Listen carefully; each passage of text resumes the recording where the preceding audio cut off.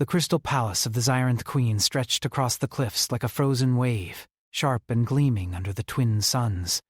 Its towers pierced the sky, shimmering with colors no human eye had names for, and corridors twisted like living veins through the heart of the alien world. Here, in this palace, the Queen ruled, not with kindness, not with mercy, but with cold precision. For centuries, no outsider had earned her favor, and none had survived close contact without fear or obedience. She had learned that emotion was weakness, and trust was a trap. The Queen herself was a creature of perfect symmetry, with skin that reflected the light in shifting colors, and eyes that seemed to see everything and nothing at the same time. Her people, the Xyranth, were highly logical, trained from birth to serve the Empire without question. The Queen had long rejected all bonds, alliances, or friendships outside her inner circle. To her, the galaxy was a chessboard, and every being was a piece to move, discard, or sacrifice. Today, as the palace hummed with the quiet of preparation, the Queen stood on her observation balcony, looking over the spires that overlooked the city below. Advisors whispered at her side, each voice measured, cautious. "Reports, Your Majesty," one said, bowing low. "Speak quickly," she replied, her tone sharp as fractured glass. "Time is not a commodity I waste on rumor." "There are whispers," the advisor said carefully, glancing at the Queen's shifting gaze, "of a human warrior, Cal. He has survived battles that should have ended him. He has earned victories against systems far beyond his own.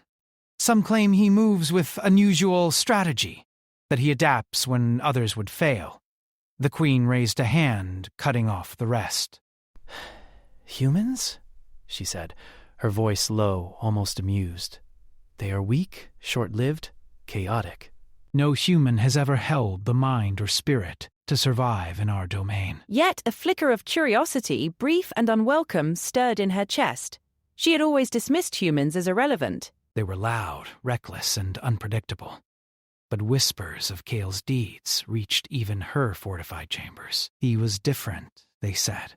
Perhaps dangerously different. Hours later, Kale was brought before the Queen. The human had been captured not with chains or weapons, but with strategy, an invitation to meet the ruler of a system that spanned hundreds of planets. His hands were bound, yes, but not tightly. His armor bore scratches from the skirmishes that had brought him here, and his eyes, a deep brown, showed no fear. The Queen studied him carefully as he entered the grand hall. The room was vast, its ceilings disappearing into shadows, lined with pillars of light that pulsed faintly like living veins. The air smelled faintly metallic, and the silence pressed down as if the building itself was watching. Kale's boots echoed across the polished floor. He walked with measured confidence, not arrogance, but certainty.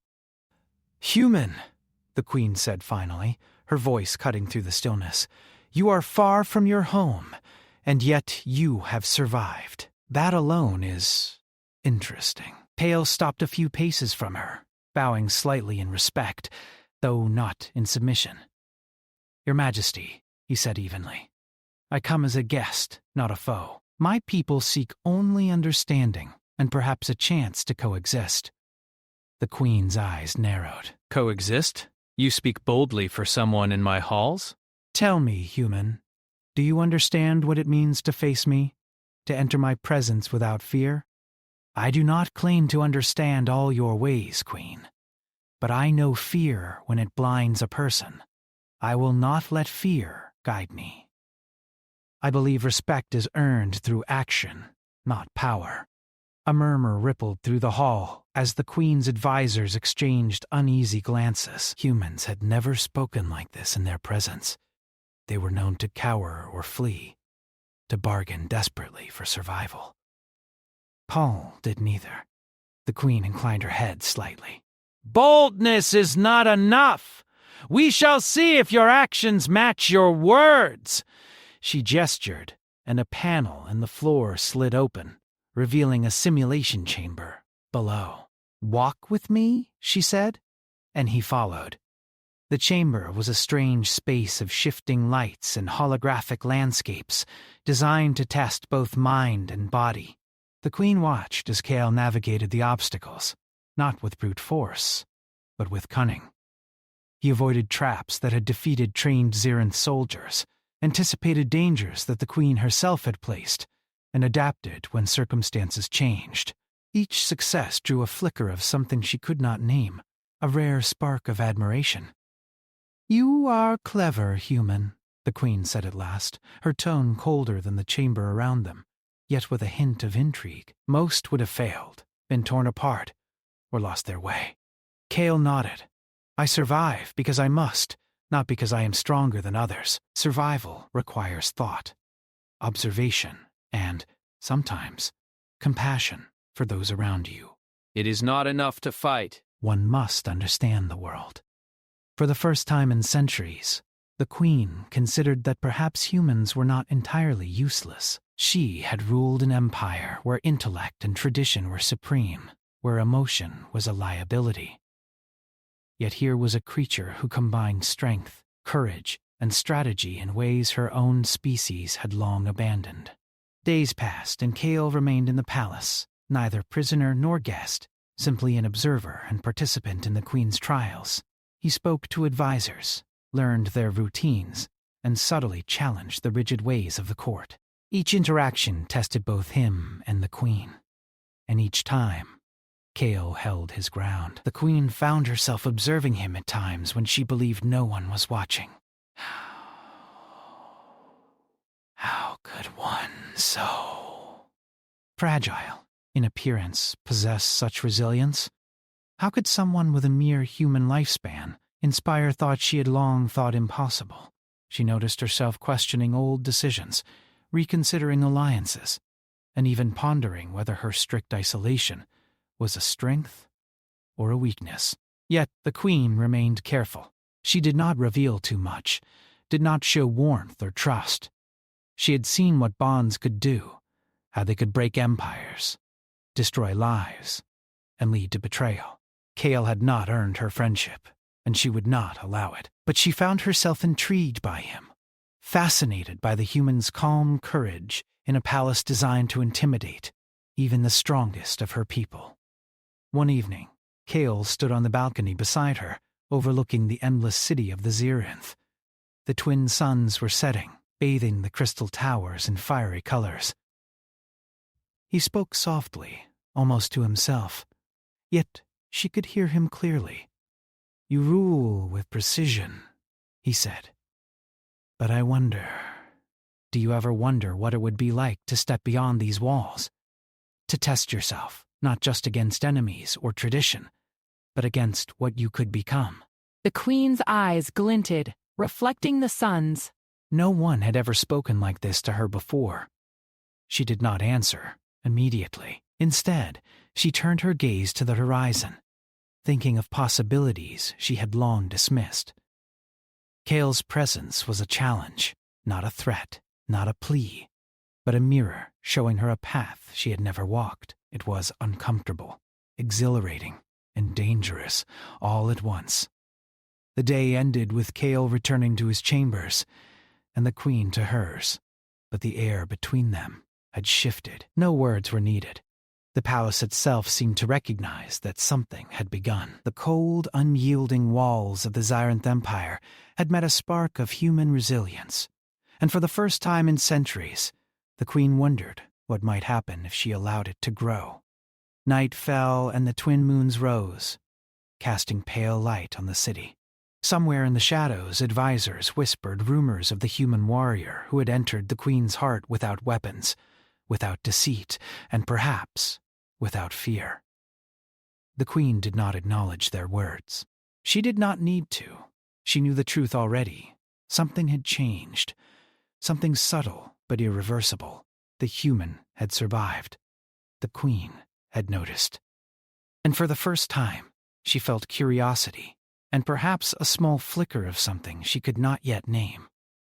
Respect. Days turned into weeks, and Kale's presence in the palace became both routine and remarkable. The Xyranth Queen observed him constantly, not out of suspicion, but because the human forced her to pay attention in ways no one else had. He moved through the palace with quiet confidence, interacting with advisors, soldiers, and servants alike. He asked questions, not to challenge, but to understand. He offered suggestions, not to impose, but to improve. Each act, small though it seemed, left impressions in the minds of all who watched, including the Queen. She had never encountered a being so unafraid, so unyielding, yet so thoughtful. Cale never bowed completely, never begged for favor, never flinched at her commands. Instead, he walked through the halls like he belonged, not by law or title, but by courage and intelligence. The Queen found herself analyzing his every gesture, her mind calculating probabilities, weaknesses, and strengths. She had always relied on order and logic, yet Cale introduced something unpredictable: adaptability. One morning, the Queen summoned him to the central chamber. The hall was colder than usual, the air humming with energy from hidden conduits beneath the floor. Cale entered without hesitation, armor still showing faint marks from previous missions, eyes alert but calm. "Human," the Queen began, her voice smooth but sharp. "You have remained here longer than most visitors. You have observed my empire, my people, and yet you show no sign of fear or submission. How do you explain this?" Cale's response was simple, yet measured. "Fear does not guide my actions." Only reason and observation.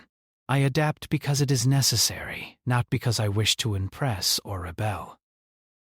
The Queen studied him, noting the firmness in his voice, the steadiness in his posture. Most beings would break under my scrutiny. Most would falter or betray themselves to save their lives. Yet you remain constant. What is it that drives you? Cale met her gaze directly. I survive. I fight. I learn. And sometimes I act for others, not just myself. These are the choices I make. You may call it stubbornness. I call it humanity. The Queen paused. Humanity.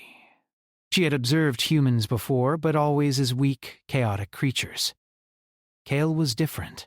He combined human unpredictability with a clarity of thought rare in her world. And yet, he was still a human, mortal, fragile, fleeting. How could she, a being who had lived for centuries, ever relate to someone so ephemeral? To test him further, the Queen devised a challenge.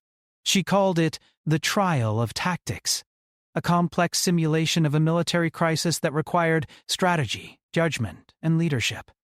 Holographic landscapes shifted beneath their feet, populated with virtual soldiers, enemy fleets, and unpredictable obstacles. Cale had never faced the full strength of Xyrant intelligence, but he studied the simulations carefully.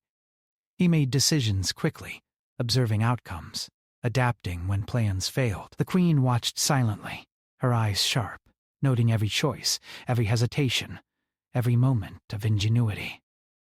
Cale did not rely on brute force. He did not follow patterns. He improvised, used creativity, and often considered the moral consequences of his actions. "You are bold, human," the Queen finally said, after hours of observation. "Your methods are unconventional, yet effective. Few of my people could achieve what you have." Cale inclined his head slightly. I do what is necessary. Victory is only meaningful when it is earned, not imposed. The Queen did not respond immediately. Instead, she turned away, pacing across the chamber, her mind calculating possibilities. For the first time, she considered that her rigid reliance on tradition might be limiting. Cale's success in the simulations was not due to chance. It was methodical, intelligent, and yet flexible. Qualities she had not valued in centuries. In the following days, Cale was allowed more freedom within the palace. He trained with elite soldiers, sharing techniques from his homeworld. He spoke with advisors and engineers, offering suggestions that often improved efficiency or safety. Each interaction drew subtle attention from the Queen. She could not help but watch him, analyze him, and wonder at his resilience. Rumors began to spread among the palace staff, whispers of the human warrior who challenged not with weapons but with ideas, who inspired loyalty not through fear but through courage, reached even the farthest halls. Some began to admire him. Others feared the change he represented. The Queen, however, remained her usual composed self in public. She allowed him to succeed, observed his progress, but revealed nothing of her growing curiosity. One evening, Kale was called to the observation deck. The twin suns were setting, casting fiery streaks across the crystalline towers. The Queen stood in her usual posture, tall, still, and imposing, but her gaze lingered on him longer than usual. "You have proven yourself in my simulations," she said, "but real threats are never contained in controlled environments. Adaptability is tested in chaos. Tell me, human, how do you face chaos?" Kale looked out at the horizon, his mind briefly wandering to battles fought far from this palace. "Chaos is inevitable," he said. "It cannot always be predicted, but it can be managed. One must remain calm, assess the situation, and act decisively. Hesitation is a greater enemy than the chaos itself." The Queen's eyes glimmered. No one had spoken to her like this before. No human had ever claimed understanding of her philosophy, her strategies, or the harsh reality of her empire. Kale did not plead for favor, did not beg for mercy. He simply stated what he believed, and he believed it fully. Days later, an unexpected message arrived from a distant system. A rebellion had broken out, threatening to destabilize an important sector of the Xyrant Empire.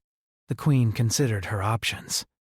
Send her generals, send elite troops, or test the human further. She summoned Kale.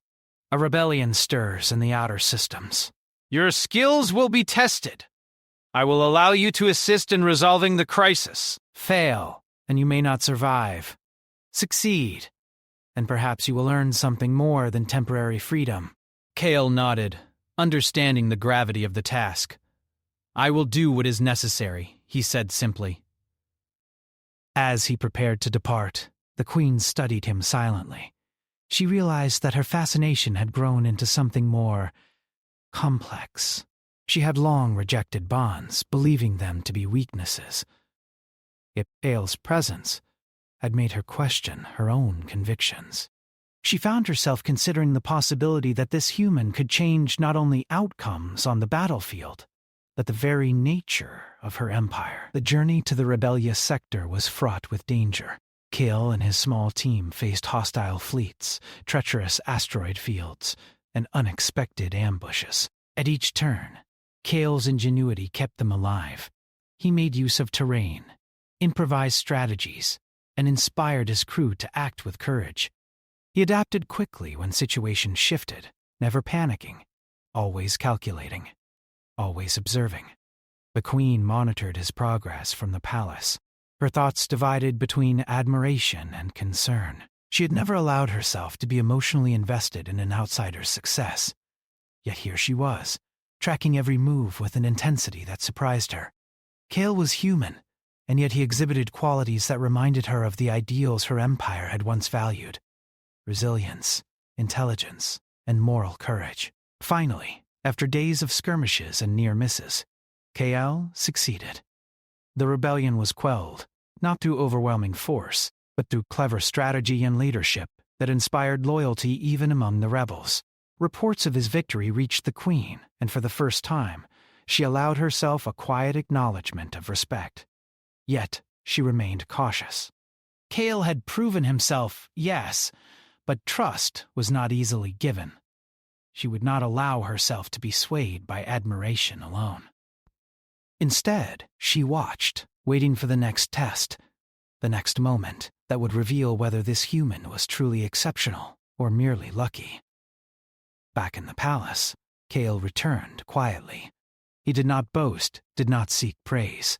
He reported his results succinctly and allowed the events to speak for themselves. The Queen met him in the central chamber, and though her expression remained unreadable, there was a subtle shift in her tone. You have succeeded where most would fail, she said. Your actions were notable. It is unusual for a human to display such skill and composure. Yet skill alone is not enough to form a bond with this empire. You must prove your wisdom, your judgment, and your understanding of what it means to serve others as well as yourself. Kale met her gaze calmly. I understand, Your Majesty. I do not seek favor. I seek only to act rightly, to survive, and to protect those who cannot protect themselves. The Queen regarded him silently. For the first time, she recognized that this human challenged her in ways she had never experienced.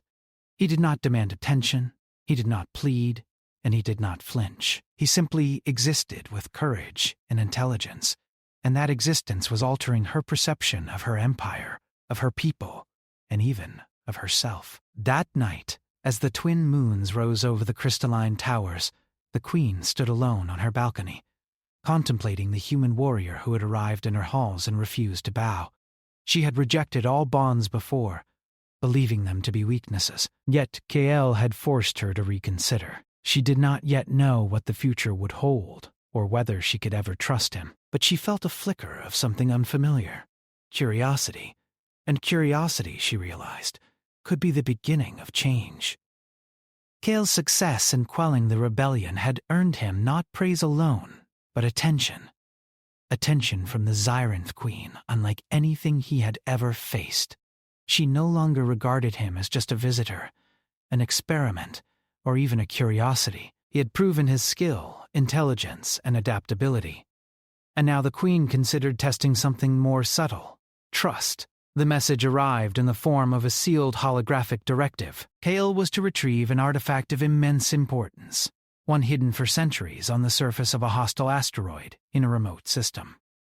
Legends claimed the artifact could grant strategic advantage to whoever possessed it, but it was guarded by natural hazards and mercenaries who had long failed to secure it. Most Xyranth soldiers had refused the mission outright, fearing the perils. Kael examined the holographic map, noting the asteroid's shifting magnetic storms, deep chasms, and unpredictable gravitational fields. This will not be easy, he murmured to himself, his hands tracing the floating diagrams. Yet difficulty did not deter him. He gathered a small team, including a human engineer and a Xyranth scout who had learned to respect his leadership during the recent campaign. The journey through space was tense. They navigated asteroid belts dense with debris, dodged solar flares, and outmaneuvered pirate ships eager for easy profit. Each challenge required Kael to think quickly, anticipate outcomes, and adapt plans on the fly. His human instincts, combined with lessons learned from the Xyranth, allowed him to survive where others would have perished. As they approached the asteroid, sensors picked up movement. Mercenaries, loyal to no one, had already landed and were searching for the artifact. Kael's team landed carefully, using low-gravity maneuvers to avoid detection. They moved silently through jagged terrain, each step measured, each breath controlled. The asteroid itself was unforgiving. Craggy cliffs threatened to crumble underfoot, sudden magnetic storms interfered with equipment, and the temperature fluctuated from freezing cold to searing heat within minutes. Kael led his team through each hazard not by rushing, but by carefully observing, analyzing, and choosing paths others would overlook. At one point, a deep chasm blocked their path, its width far greater than any leap could span. Kael studied the formation, considering the physics, the wind currents, and the tools at his disposal. "We can't jump," he said. "But we can create a bridge. Temporary, lightweight, strong enough for all of us. It will require precise timing and coordination." The team worked under Kael's direction, assembling the bridge piece by piece. Mercenaries spotted their efforts and opened fire, but Kael's strategy minimized risk. Using the terrain, low cover, and precise timing, they crossed the chasm safely. Kael's calm determination inspired his team, keeping fear from paralyzing them. Finally, they reached the chamber containing the artifact. It was encased in a crystalline tomb pulsating with energy that seemed alive. Kale approached carefully, studying the mechanisms and the traps surrounding it. One wrong move could trigger an explosion or collapse the chamber entirely. "Leave it to me," Kale whispered, analyzing the crystalline structure. He traced patterns, calculated angles, and slowly deactivated the traps. The artifact responded, shifting and unlocking with a soft hum. For a moment, the chamber was silent, as if holding its breath. Kyle carefully lifted the artifact, feeling the weight not just physically, but in responsibility. As they prepared to leave, an ambush awaited. The mercenaries, realizing the artifact was taken, converged on them from multiple directions. Kale did not panic. He analyzed their formation, anticipated their moves, and gave precise commands to his team. Using a combination of clever maneuvers, temporary shields, and controlled retreats, they managed to escape the asteroid without significant injury. The journey back to the palace was quieter, filled with exhaustion and reflection. Kyle's mind ran through every decision, every risk, every outcome. He had succeeded not just by fighting, but by thinking, observing, and trusting his instincts and his team. This mission had tested him in ways the Queen could not simulate: danger, uncertainty, and human emotion. Meanwhile, the Queen observed from her palace. Her eyes followed every report, every live feed from the mission. Yet she remained silent in her chambers. She did not intervene overtly, but subtle actions, shifting supply lines, minor course corrections, ensured Kale's survival without him ever knowing. She had never done this before. The Queen, who had rejected all bonds, was protecting a human from afar, testing not just his skill, but his character. When Kale returned victorious, the palace greeted him not with fanfare, but with measured acknowledgement. The Queen summoned him to the central chamber. She stood silently, her expression unreadable, yet her eyes betrayed something deeper than observation. "You have survived what few even attempt," she said, "and you have succeeded where others fail. I have watched you, human.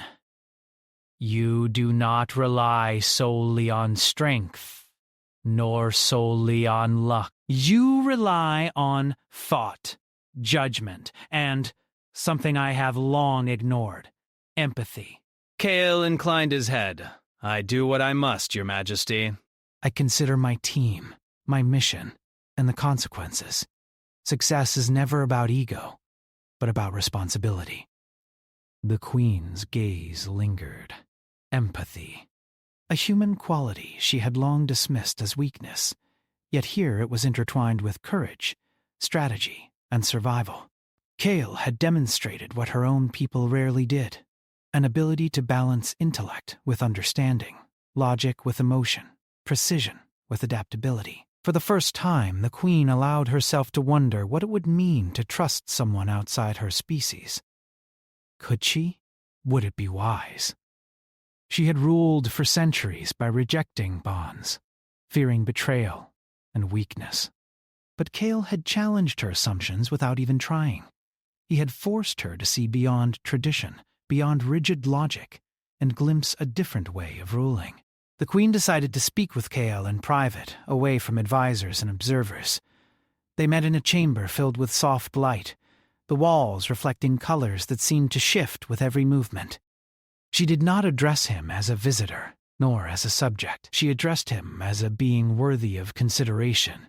"Kale," she said, her tone softer than usual. "You have proven your skill, your judgment, and your courage. Yet there is more to leadership than winning battles. Tell me, human, what do you see when you look at my empire? Not as a subject, not as an outsider, but as someone who observes without bias." Kale considered carefully. "I see potential." I see a people capable of greatness beyond what tradition allows. I see a leader who values precision, intellect, and discipline, yet perhaps underestimates the power of adaptability and understanding. Your empire is strong, but it could be stronger. Not through fear, but through trust, collaboration, and courage shared among many. The Queen's eyes narrowed, not in anger, but in contemplation. No human had ever spoken like this to her. No human had dared to challenge her view of her empire without fear or flattery. Yet Kale did not seek to undermine her. He spoke plainly, honestly, and with thoughtfulness. I am intrigued, she admitted softly. Your vision is unusual, but perhaps there is merit in what you say. Trust is not given lightly. It must be earned. And yet, I find myself considering the possibility that it may not be weakness after all. Trust is not simple, Your Majesty. It is earned through action, through understanding, and through mutual respect. I do not ask for it blindly, nor do I assume it will be granted easily. I only act with honesty and integrity, as far as I am able. The Queen regarded him in silence, the weight of centuries pressing in her chest. She had rejected all bonds because she feared what they could bring. Yet Kael had survived, thrived, and changed her perception without ever asking for favor. He had demonstrated qualities her own people often lacked: resilience, insight, adaptability, and compassion. For the first time, the Queen felt something unfamiliar. Not affection, not friendship, but curiosity mixed with respect.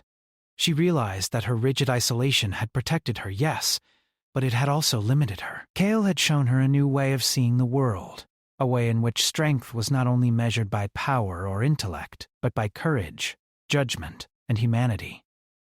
The Queen did not speak again immediately. She simply observed Kael, her mind racing with possibilities. Could this human become an ally? Could he reshape not only her perception, but the very nature of her empire? She did not yet know. But she felt the undeniable truth. Something had begun that could not be undone. Kael, for his part, did not press for approval or guidance. He had completed the mission, survived impossible odds, and returned with the artifact. He had proven his worth, not through words, but through action.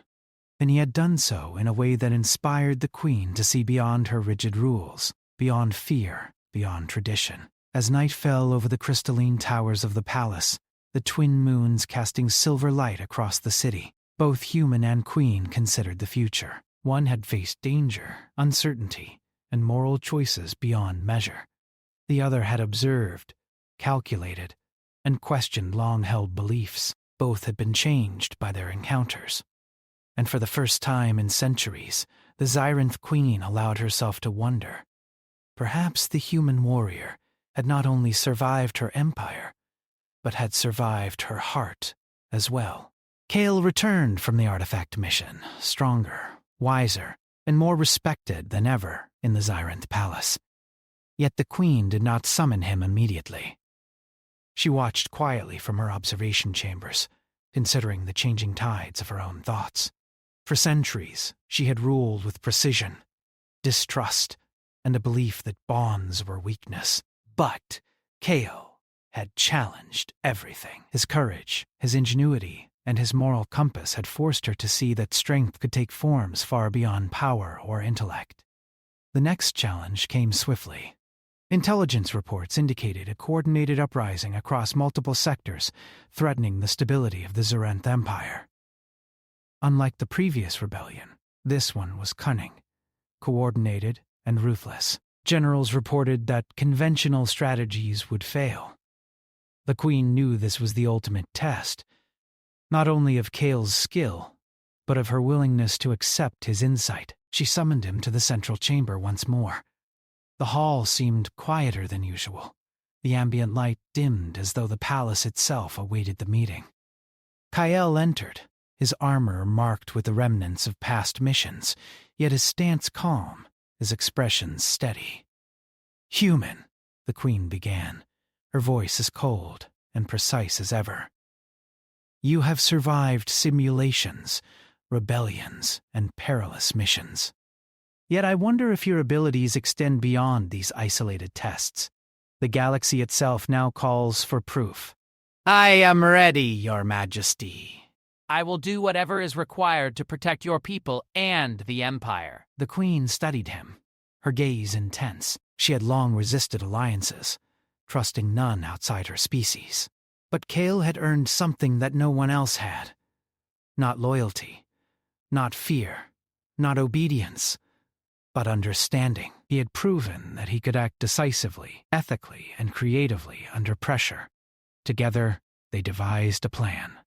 Kale proposed combining human adaptability with the Xeranth military's precision. He suggested decentralized teams, rapid response units, and unpredictable strategies that leveraged both human intuition and alien technology.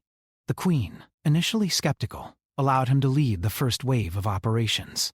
Across multiple systems, Kale's teams executed strategies that the Xeranth had never considered. They outmaneuvered hostile fleets, neutralized sabotage operations, and restored stability to vulnerable sectors. Kale inspired not through fear, but through leadership, example, and careful judgment. Soldiers who had doubted a human leader before now followed him without hesitation. The Queen observed each battle from her command chamber. She did not intervene, yet she provided subtle support, tactical insights, intelligence updates, and minor adjustments that only she could authorize. For the first time, she had allowed someone else to shape the outcome of her empire, trusting that the human warrior would act with wisdom. As the final confrontation approached, Kale led his teams to a strategic nexus where the rebels were gathering for a decisive attack. The battle was fierce, chaos threatening to overwhelm even the most disciplined units. Yet Kale remained composed. He anticipated the enemy's moves, coordinated his forces with precision, and adjusted tactics on the fly. Amidst the clash, the Queen made her decision. She could no longer treat Kale as a visitor or a subordinate. He had proven himself not only capable, but essential. She entered the battlefield herself, her presence commanding and radiant, lending authority and inspiration to the Xeranth forces. Together, Queen and human warrior executed a synchronized strategy. Kale's ingenuity and the Queen's command complemented each other perfectly. Enemy forces, expecting predictable patterns, were thrown into disarray. Xeranth soldiers, inspired by their ruler and their human ally, fought with renewed determination. Within hours, the uprising was crushed, not through sheer force alone, but through collaboration, strategy, and mutual trust. When the battle ended, Kale stood beside the Queen atop a crystalline spire overlooking the field. Fires burned in the distance, but the Empire was safe. Soldiers returned to their posts, and whispers of the human warrior who had fought alongside the Queen spread through the ranks. The Queen looked at Kale, her expression unreadable, yet her eyes softened. "You have done more than survive," she said. "You have proven that even one human, with courage and wisdom, can influence the course of empires. You have challenged my beliefs, my judgments, and perhaps even my heart." Kale bowed slightly, his gaze steady. "I do not seek power or favor, Your Majesty. I seek only to act rightly, to protect those who cannot protect themselves, and to do what is necessary for peace and stability." For centuries, she had rejected bonds, believing that attachment was weakness. Yet Kale had changed that. His presence, his choices, and his unwavering courage had shown her that trust, respect, and collaboration were not weaknesses. They were strengths, perhaps the greatest strength of all. Over the following days, Kale worked closely with the Queen to restore the Empire. He shared knowledge from his homeworld, suggested reforms, and trained the Xeranth in adaptive strategies that combined intellect with creativity. The Queen allowed him unprecedented access to her council and her military. Together they reshaped the Empire, not through fear or rigid control, but through example, trust, and cooperation. The palace itself seemed to reflect the change. Where once the halls were cold, silent, and intimidating, now they hummed with quiet energy. Advisors spoke openly, soldiers acted with confidence, and the people sensed a subtle shift in leadership. A new era was beginning. One evening, Kale stood with the Queen on her balcony. The twin moons cast silver light across the crystalline city, and the air was calm for the first time in years. "Your Majesty," Kale said softly, "the Empire is strong, because of your leadership. But it can grow even stronger if you allow trust, collaboration, and courage to guide it alongside discipline and strategy. The queen looked at him, her eyes reflecting the moon's. You have taught me much, human. Perhaps more than I am willing to admit. You have reminded me that strength is not only measured by control or intellect, but by the courage to act wisely and the willingness to trust those who deserve it. I have only acted as I could, Your Majesty. The rest comes from your vision and your wisdom. For the first time, the queen allowed herself to speak without restraint. You have changed more than the outcomes of battles. You have changed me. I no longer see bonds as weakness. Perhaps they are the greatest strength a leader can possess. Kale's expression was calm, yet he felt the weight of her words. He understood the significance. Centuries of tradition and isolation had been challenged, and the queen had begun to embrace the possibilities that connection, trust, and collaboration offered. The following months solidified their partnership. Kale became an advisor, a strategist, and a trusted ally. Together, he and the queen implemented reforms that improved communication between planets, strengthened defenses, and encouraged innovation and adaptability among the Sirenth. The Empire thrived, not just through discipline, but through courage, creativity, and mutual respect. Through it all, the queen observed Kael closely. She did not call it friendship, nor did she label it in any way familiar to humans. But she acknowledged the truth.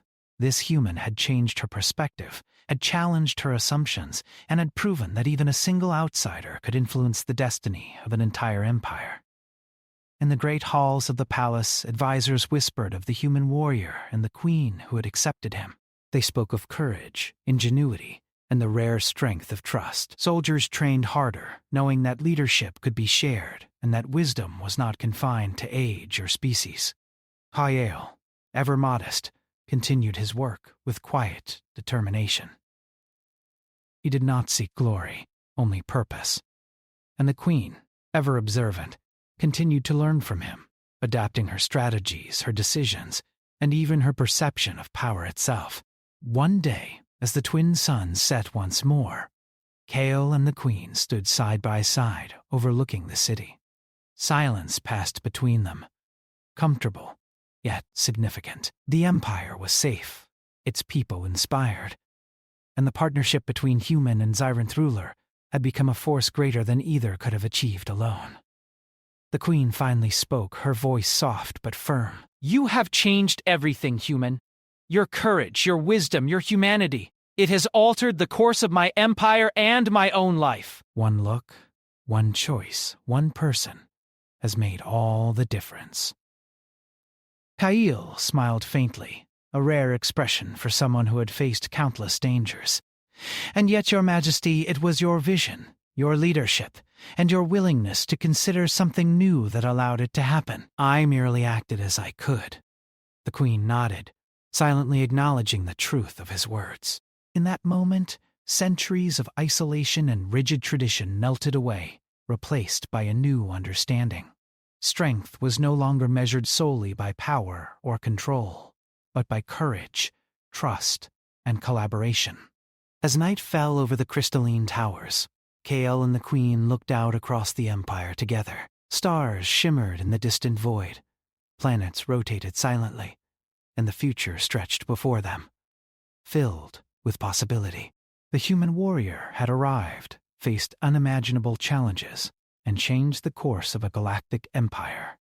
And the queen, who had rejected all bonds, had learned that sometimes the greatest power lay in opening oneself to trust, respect, and the courage of another. The empire had survived rebellion, chaos, and uncertainty, yet it had gained something far greater: hope. A human and a queen working together had proven that even in a galaxy defined by power, one life, one choice, could change everything.